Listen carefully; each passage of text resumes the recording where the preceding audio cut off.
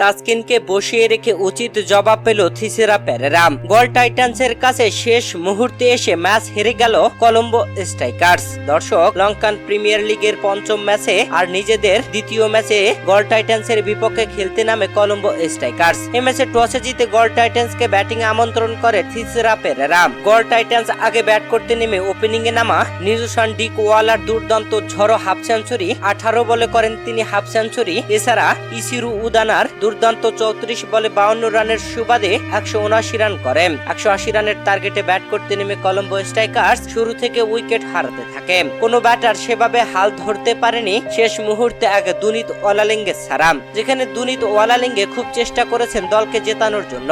শেষ 12 বলে প্রয়োজন ছিল 28 রান, সেখানে 19তম ওভারে 12 রান তুললেও শেষ ওভারে প্রয়োজন ছিল 16 রান। সেই 16 রানের মধ্যে যেখানে শেষ 3 বলেই প্রয়োজন পড়ে 16 রান, সেখানে একটি বিশাল ছক্কা মারলেও পরের বলে 2 রান নিয়ে আর শেষ বলে রান তুলতে পারেনি, আউট হয়ে যায় দুনিত ওয়ালালিঙ্গে। 7 রানে ম্যাচ হেরে যায় কলম্বো স্ট্রাইকার্স। প্রথম ম্যাচে জয় তুলে নিলেও দ্বিতীয় ম্যাচে জয় তুলতে পারল না কলম্বো স্ট্রাইকার্স। এই ম্যাচেও তাসকিন আহমেদকে বসিয়ে রেখেছিল তারা। এর আগের ম্যাচেও তাসকিনকে দলের সুযোগ দেয়নি, এই ম্যাচেও তাসকিনকে দলের সুযোগ দিল না। দর্শক, এই ম্যাচে গল টাইটান্সের কাছে হেরে রীতিমতো টেনশনে পড়ে গিয়েছেন থিসেরা পেরেরা।